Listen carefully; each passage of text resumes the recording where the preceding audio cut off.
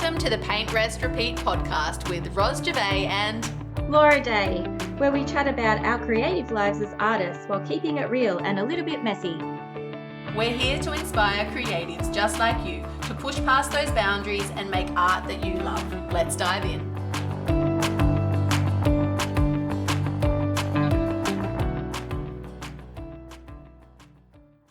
Hello, everybody, and welcome to another episode of Paint, Rest, Repeat. Laura and I are going to be chatting about artist CVs and artist bios and artist statements and just artistness. All the sorts of written documents that you may need for forging a professional arts career, I guess. And what I love about this is that as we were preparing for this this chat, Laura's like, we're going to talk about artist bios and the difference between a bio and a statement. And there I am going, what is the difference? I've written them, but just remind me. And I'm like, let's just hit record and I'll tell you.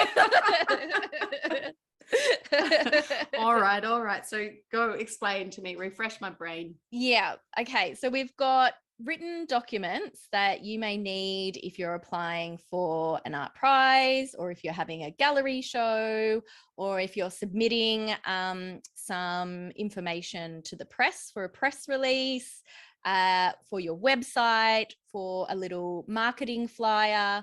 All of those sorts of things, you will need some written information about yourself and your practice. And there is different formats for each different thing. So we've got an artist CV, we've got an artist statement, and we've got an artist bio. So I'll start with the bio. And a bio is a short description about yourself, who you are as an artist, what inspires you, and just a little bit about your practice. So it's a concise document. Think about, say you're wanting to put a little bio at the end of an article or something like that you submit in a press release. So that's the broad one, right? So the artist very bio is more broad than a statement. Yeah. So it's broad introduction to you, your practice. Yeah. So it's just like a little profile on you. And you don't go into details like your education and like art prizes that you've been awarded and things like that. Like that information isn't relevant, but that information is relevant in an artist CV. So an artist CV is almost like a resume, but it's specific to your arts career. So it's all the exhibitions that you've had, publications you've been published in, your educational background. If you have a specific educational background, you can be an artist and not have an educational background in art, but that's the area that you will. An artist CV is really a document that you will use if you're applying for grants and funding for your art business or an art project. So that is a much more comprehensive document as opposed to the bio, which is a short, snappy informational statement. And then your artist statement, so that will go probably complementing pieces of your artwork in it, like, for example, an exhibition or gallery context. And this is where you get into more depth about your inspiration, maybe the location that you live in gives context to your art pieces. And we're wanting to use it like as a sales tool, because that written word is going to help to give people context and connection to your artworks, and it'll help them read your artworks, like the visual.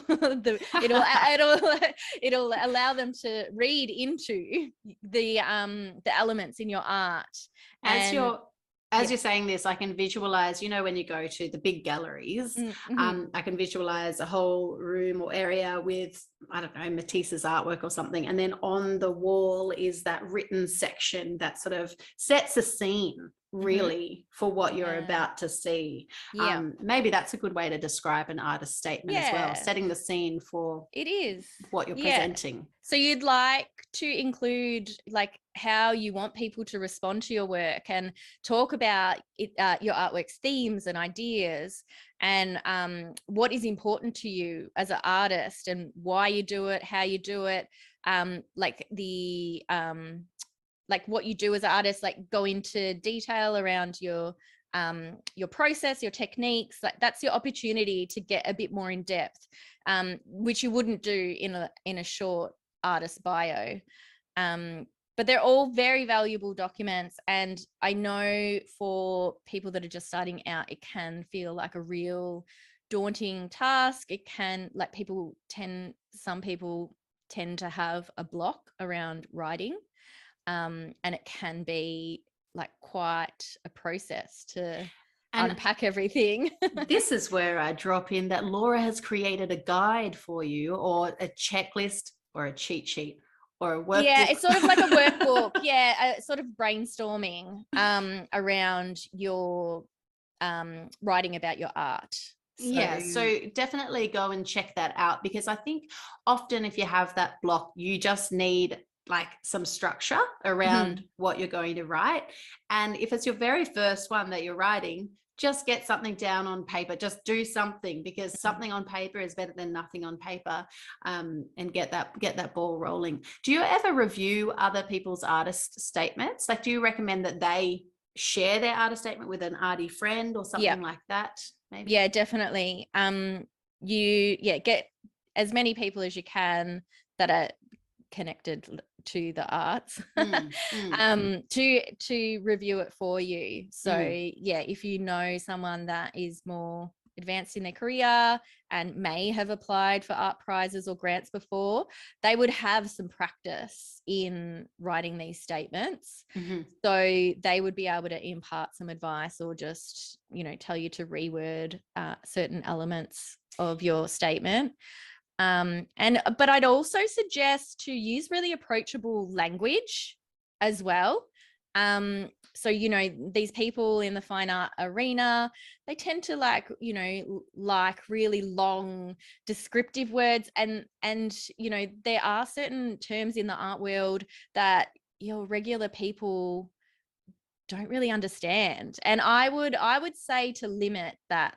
I would choose a more like approachable language format. So thinking about it as a marketing tool, you'd want people to read your statement and comprehend it, and they don't need like an arts degree behind them to understand your statement, because it is it's something that is going to complement your work, and it's something that you're going to use as a marketing tool, like I said. So I think though it depends on who you are and what your aims are as well. Because I think, if we have any listeners that are wanting to get into like high-end fine art galleries, then they might need to play that game, but they need to be comfortable with that, and it needs to represent them as a human being, and an individual. So but I think most of our listeners are a little bit more I don't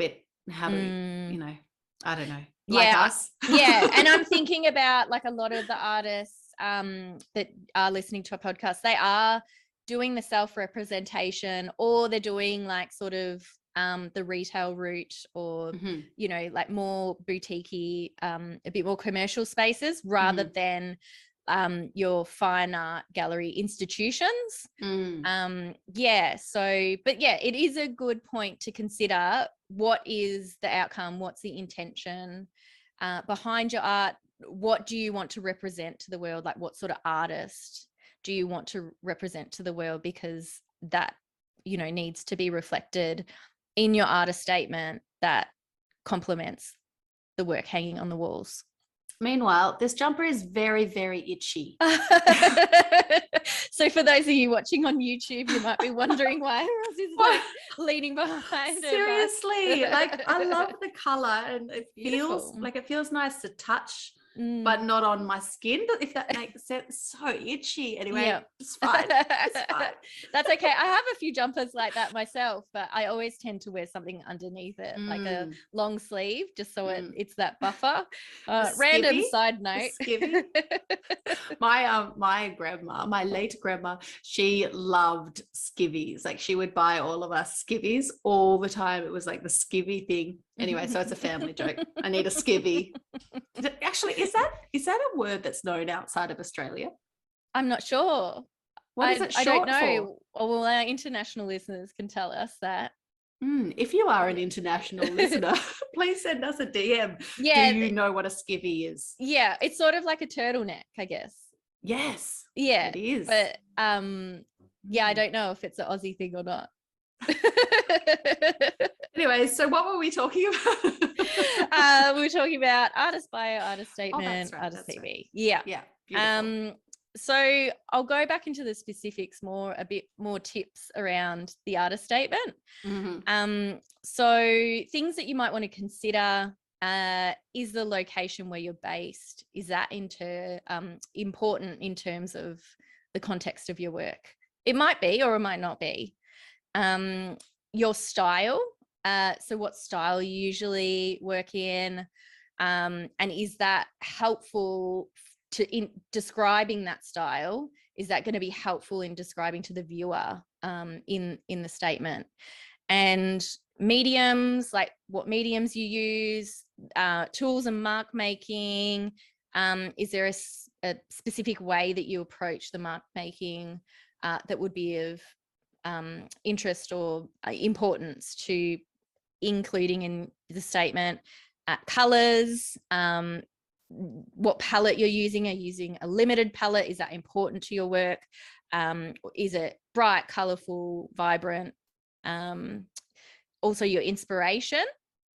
So what you use as resource material, what you are inspired by, is that relevant? Is there any other artist movements that you're influenced by? And yeah, like, I guess for me, like nature is a huge inspiration. So like adding that into the statement and why that's important to my work. Do you have a message? Like, do you have a specific message? Are you speaking to some sort of statement? And is that important? Your story, is there personal story behind the creation of the piece? Feelings and emotions. What do you want people to feel when they see your work? So I just want to also mention that it's not meant to be like a do the artist statement and we're done sort of document.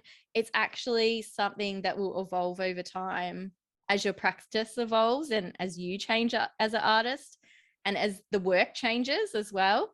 So I feel like there will always be edits and tweaks along the way, depending on the reason why you're creating this statement. And it's meant to be connected with a body of work or something like that, and sort of supplementing that, like you were saying, supplementing that collection, adding further information. I like how you were talking about inspiration and whether your location influences it. It's things, I feel like it's important to include those things that are separate or additional to what you can visually see, like explaining, like you were saying, the process, like how did you do that? Because people might look at your artwork, but they won't know that, or they won't know how you made that. So yeah, I like those ideas. Yeah. And just doing it, writing it with the intention of people being able to build a connection with your work.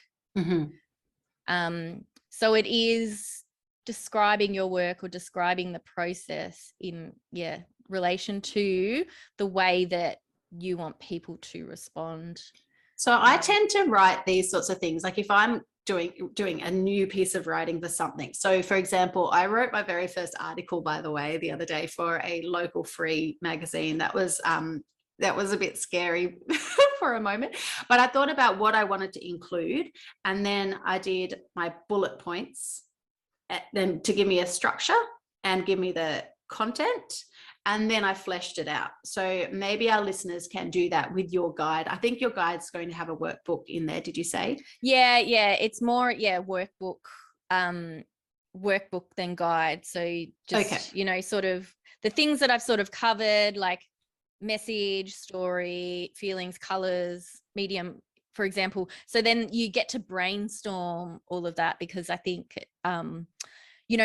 some artists might approach it from a perfectionist mindset, and I tend to lean that way as well, and I have to like write it down on the computer and get it perfect. And there can be a little bit of a writer's block sometimes. So I'm hoping that this will be just a way that they can just sort of print it off and then handwrite all of their ideas and just do a bit of a brainstorming, and then you can pick what is important.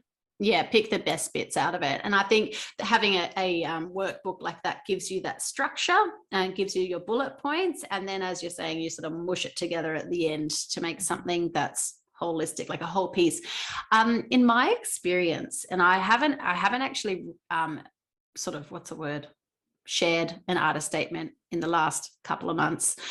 So refresh my brain. But in my memory, an artist statement tends to be under a page. Yeah. Is that right? Yes. Yeah, that's right. Yeah. A one-page document, double spaced in a nice font. You can search on Canva, and Canva actually already has like artist statement templates, or you could just do like a nice document. And just a nice readable font. And the double spacing helps for the readability. And just it's a simple document that will be displayed with your work. And it's on the perfectionist piece. If you do your research, you just grab this guide from Laura, use that as your guide, your structure, get something out, submit it into your next art prize or grant or whatever it is you're writing this for, and just let it go out into the universe. And then the next time you have an opportunity to share another artist statement, then you can zhuzh it a bit. And then the next time, zhuzh again, so I don't think there even is a thing as perfect, is there? No, yeah. And just like in terms of your practice, the more and more you practice your painting, then the better you get. So just with writing, the more and more you practice and revise it, the better you get. And it'll become like closer and truer to your authentic voice.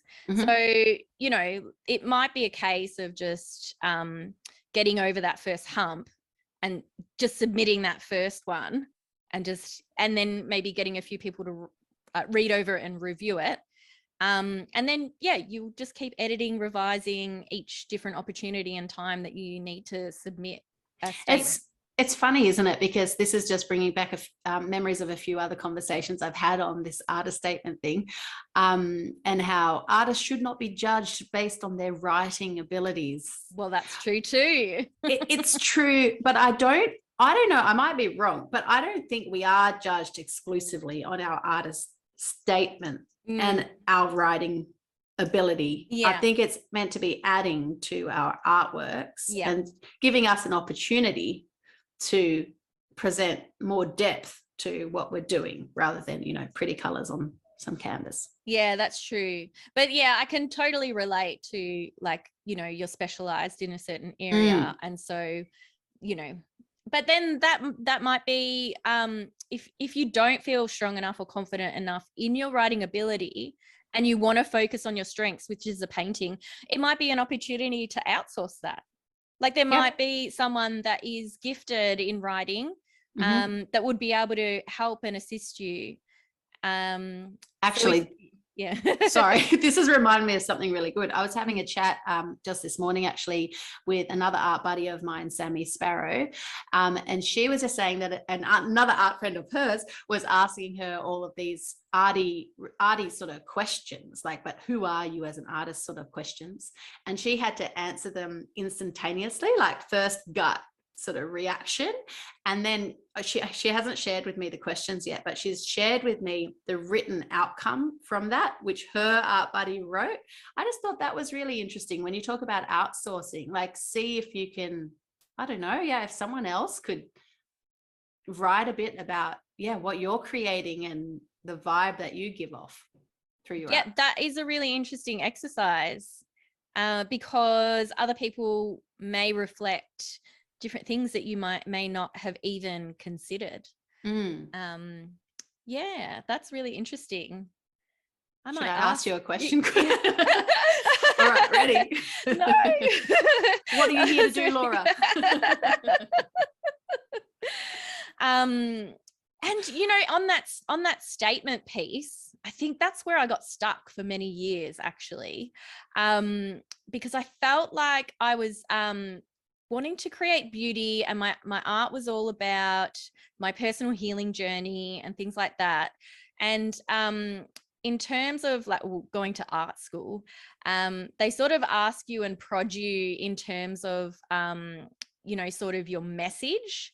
And like, do you have like this big, like, I always felt like I had to have this big political statement and like this message that I was like projecting out into the world. And I'm like, why can't I just create pretty art to hang on people's walls, and just something that is bright and colorful and just like brings joy to people's But that's lives. what you're doing, you know, the art, and the art for healing as well, like healing through beauty, just creating beauty, healing through viewing beauty and having beautiful things in your space. And healing through joy, helping other people to actually tap into joy, because I think some of us even, you know, forget that, especially, you know, day job humans. So yeah, no, you've got a message, but it's just not as there comes that word again. Yeah, not as wanky as we might think it needs to be. Yeah, that's so true. And you know, the more and more I become more of myself and sort of understand more about my self as an artist and my practice, the more confident I am in that.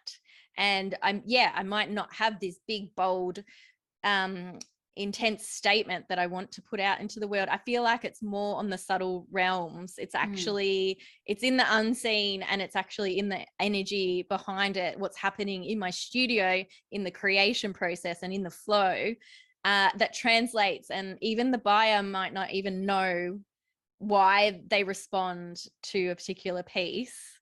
It might not be something that's communicated in words, because it is. There's just so much magic there, though. Like I almost feel like you owe it to yourself and your process to have something written that does support that.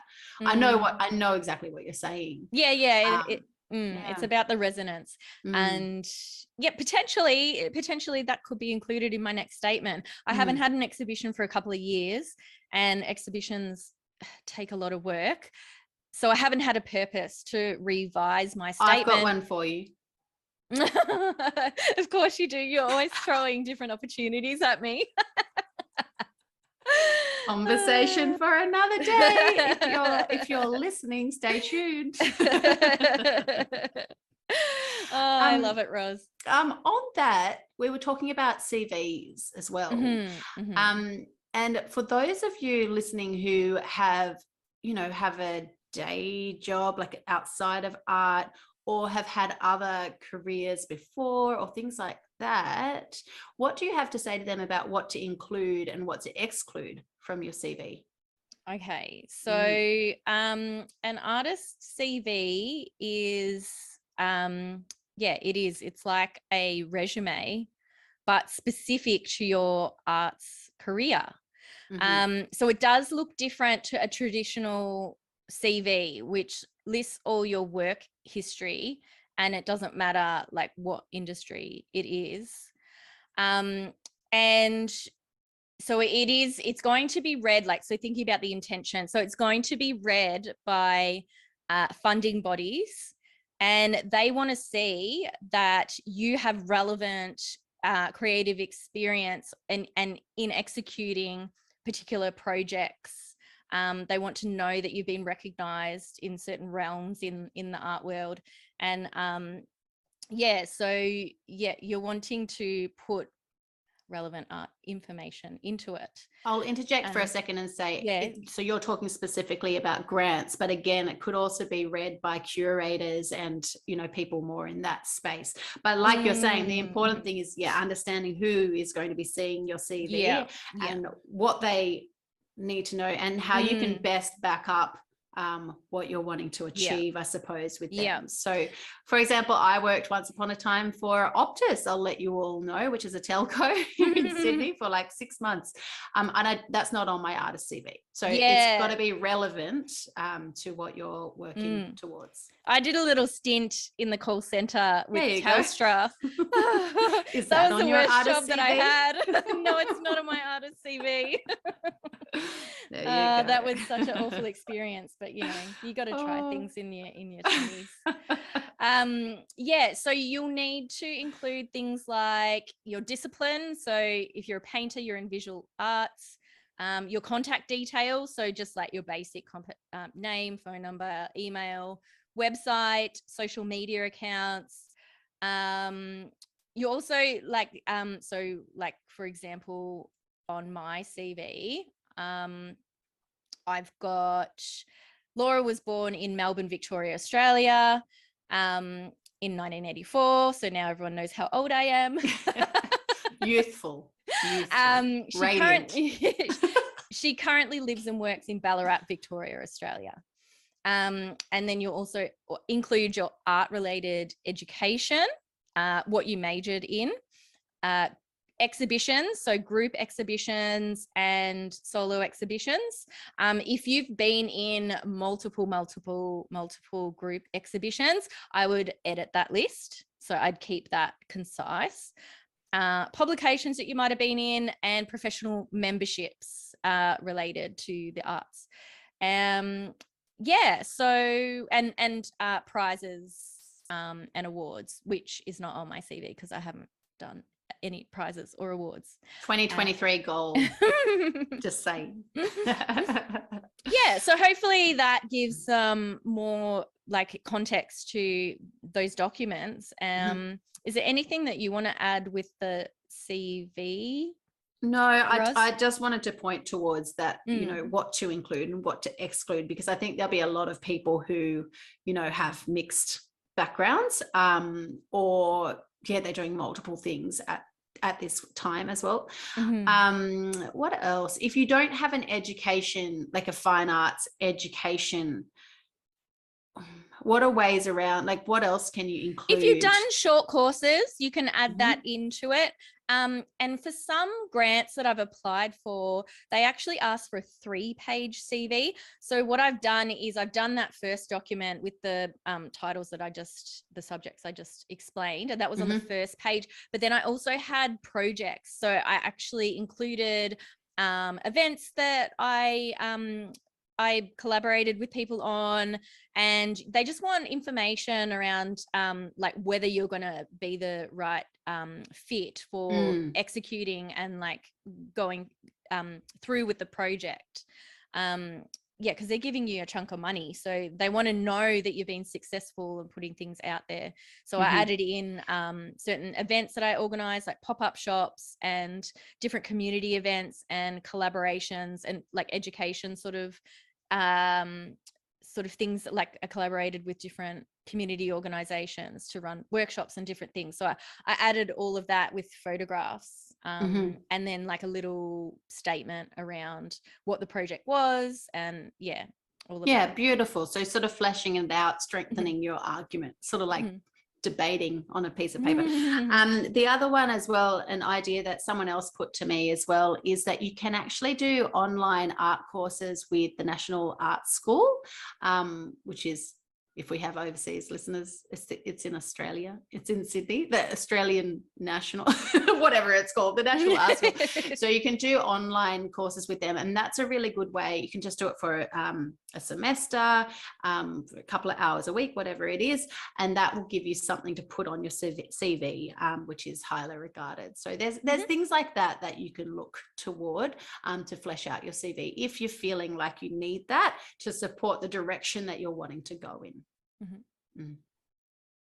Nice. Well, if anyone has any questions further around this topic, please reach out. Yeah, we'd love to help you and support you in any way we can. And I guess, I've got my document that will be linked in the show notes. So if you'd like to do a bit of brainstorm and start thinking about writing about your artwork, that can give you a little bit of a kickstart in doing that. Yeah. And if you've enjoyed listening to us chat today and share some tips with you, make sure you leave us a review over on Apple Podcasts or a 5-star rating on Spotify. I always forget my words at this point. And I'm just like, yeah. What else? I was going to say, we're on YouTube. I want to say yes. we're on, we share these. So if you want to see Roz and I beautiful faces, you can watch us on YouTube. We're also on Spotify and Apple Podcasts. Yeah, and my last one was, that's right. I was going to say, if you would like to take a screenshot as you're listening to our podcast, make sure that you share it on your own socials so that we can help even more creatives just like you. Yeah, cool. That's all. Yeah, I think we're done. See you next fortnight. See ya. Bye.